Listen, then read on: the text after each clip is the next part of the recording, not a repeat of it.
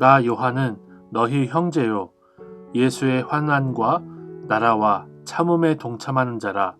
하나님의 말씀과 예수를 증언하였으므로 말미암아 반모라 하는 섬에 있었더니 주의 날에 내가 성령에 감동되어 내 뒤에서 나는 나팔 소리 같은 큰 음성을 들으니 이르되 내가 보는 것을 두루마리에 써서 에베소, 서보나, 버가모, 두아디라, 사데, 빌라델비아, 라오디게아 등 7 교회에 보내라 하시기로.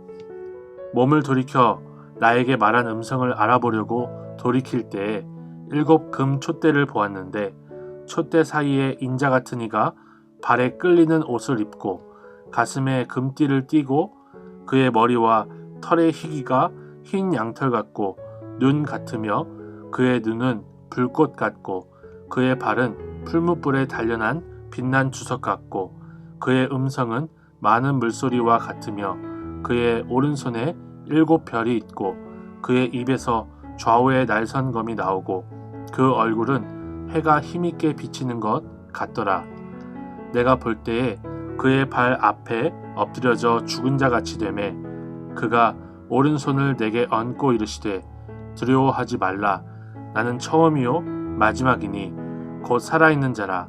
내가 전에 죽었었노라. 볼지어다 이제 세세토록 살아있어 사망과 음부의 열쇠를 가졌노니 그러므로 내가 본 것과 지금 있는 일과 장차 될 일을 기록하라. 내가 본 것은 내 오른손의 7 별의 비밀과 또 7 금 촛대라. 7 별은 7 교회의 사자요 7 촛대는 7 교회니라.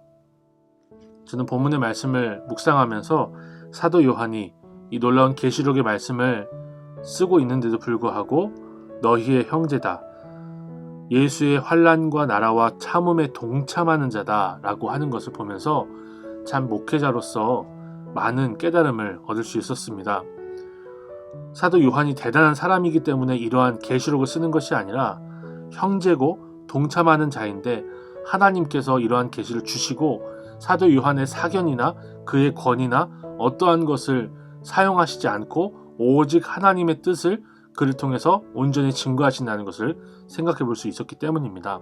저는 목회자로서 교회에서 성도님들을 주의 말씀으로 가르치며 설교 강단에 서지만 저도 형제이며 참여하는 자라는 것을 잊지 말고 오직 주님의 권위와 오직 주님의 진리만 증거하는 목회자로 서기를 다짐해 보았습니다. 이 본문을 묵상하면서 놀라지 않을 수 없는 부분이 있는데요. 요한복음에 보면 사도 요한은 자신을 사랑받는 자, 예수님의 사랑받는 자라고 소개했습니다. 실제로 사도 요한은 예수님의 품에 안겨서 예수님과 같이 식사할 정도로, 그 정도로 예수님과 가장 가까이에 있었던 사도였습니다. 그 정도로 예수님을 잘 알고 있었고 예수님을 사랑했고 예수님을 가까이서 뵀던 그였는데, 예수님이 부활하셔서 승천하신 이후에 그에게 나타나시자 예수님을 보고 그 발 앞에 엎드려서 죽은 자와 같이 됐다고 성경이 기록하고 있습니다. 우리는 예수님께서 우리를 위해 베들레헴 마곡간에 태어나 주시고 이 땅에 살아주시고 십자가에 못 박혀 죽으시고 부활하신 것을 생각하기 때문에 예수님을 이렇게까지 생각해 본 적이 없는데요. 사도 요한은 그 예수님을 직접 환상 가운데 보니까 기절해 버릴 정도로 그 영광이 놀라웠다는 것이죠. 우리가 기다리는 다시 오실 주님이 이 땅에서 그렇게 가까이 보고 오랫동안 봤던 사람도 기절할 정도로 놀라운 영광으로 이 땅에 오신다고 합니다. 우리의 소망이 바로 여기에 있는 것입니다. 우리의 소망이 이러한 영광으로 오실 예수님께 있다는 것을 다시 한번 생각하면서 오늘 하루를 주님 보시기에 아름답게 살기를 소망합니다. 하나님 아버지, 사랑하는 제자 요한도 놀라 엎드려질 정도로 영광스러운 주님을 우리가 믿게 하시니 감사드립니다. 우리를 위해 낮아지신 주님이 얼마나 영광스러운 왕이신지를 생각하며 위로를 받는 교회들이 되게 하옵소서.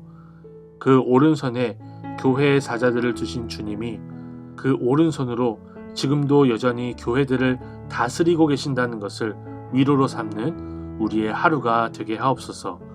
예수님의 이름으로 기도드립니다. 아멘.